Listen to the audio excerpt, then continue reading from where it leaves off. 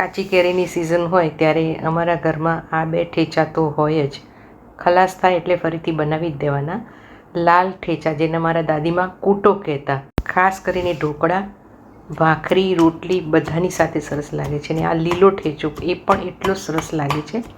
અને આ તીખો હોય છે એકદમ, એ ટેસ્ટમાં તો ચટાકેદાર, ખાટો અને તીખો. તો તમે એકવાર આ બે ઠેચાની રીત ટ્રાય કરજો, જેને તમે બ્રેડ ઉપર કે બ્રેડની સેન્ડવિચ બનાવી અને રોટલી ઉપર ચોપડીને પણ ખાઈ શકો છો. ભૂલી જશો શાકને પણ. તો શરૂ કરીએ સરસ મજાના બે ઠેચાની રીત. 5 કળી લસણ લીધું છે. લસણ તમારા ટેસ્ટ મુજબ. હવે કેરીને ધોઈ કોરી કરી છોલી અને ઉમેરીએ છીએ. હવે તેમાં લસણની કળી, જીરું, કાશ્મીરી મરચું, શેકેલા જીરાનો પાવડર, સંચળ પાવડર, મીઠું ઉમેરી અને બરોબર કાઢી લઈએ છીએ. બાઉલમાં કાઢી લઈએ.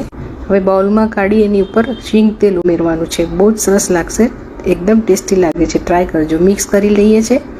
તમે પથ્થરના ખલ ઉપર પણ વાટી શકો છો. મારી પાસે અવેલેબલ નહોતો. જુવારની ભાખરી છે, એમાં કેરીનો ઠેચા એટલે કૂટો તમે બનાવજો, બહુ સરસ લાગે છે.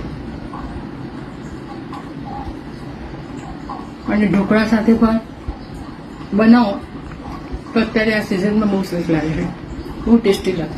સૌથી પહેલાં કાચી કેરી ધોઈ છોલ ઉતારી અને ઉમેરીએ છીએ. કકડા નાના કરવાના છે, 1 કપ છે. ત્યારબાદ લીલી ડુંગળી પા કપ લીલું લસણ, આ ફ્રોઝન છે, તમે ફ્રેશ મળે તો ફ્રેશ પણ ઉમેરી શકો છો. કોથમીર, તીખા મરચાં, આ ઠેચો, આ કૂટો તીખો હોય તો બહુ સરસ લાગે છે. તલ ઉમેરીએ છીએ, તમે ટોપરું પણ ઉમેરી શકો છો. ફુદીનાના પાન 2 કે 3 જ લેવાના છે. પા કપ જેવા શિંગદાણા છે. અડધા લીંબુનો રસ, શેકેલું જીરું, સંચળ, મીઠું. હવે આને કૂટી લઈએ છીએ. તમારી પાસે ખલ દસ્તો ન હોય તો પથ્થરનો ખલ હોય તો એમાં પણ કરી શકો છો, અથવા તો ચીલી કટર હોય કે મિક્સરમાં કોર્સલી ગ્રાઇન્ડ કરી લો તો પણ બહુ સરસ થાય છે આ ઠેચો.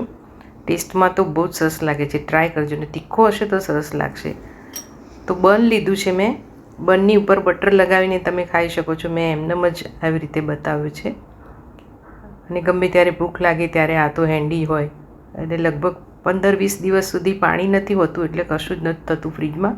તમે આરામથી સ્ટોર કરી શકો છો. બ્રેડ ઉપર લગાવી દીધો છે ને બ્રેડની સેન્ડવિચ બનાવીને પણ તમે ખાઈ શકો છો. અને મને તો દેશી રીત એટલે ભાખરી ઉપર અથવા તો રોટલી ઉપર બહુ જ ભાવે છે. બહુ જ ટેસ્ટી લાગે છે.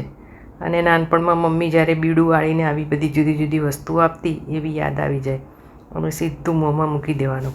ટેસ્ટી, આ હા હા હા, જલસા પડી જાય. વિડીયો ગમ્યો હોય તો channel like, share, subscribe, follow કરજો. શેર પણ કરજો. Thank you for watching. Try કરજો. એટલો મસ્ત તીખો તીખો.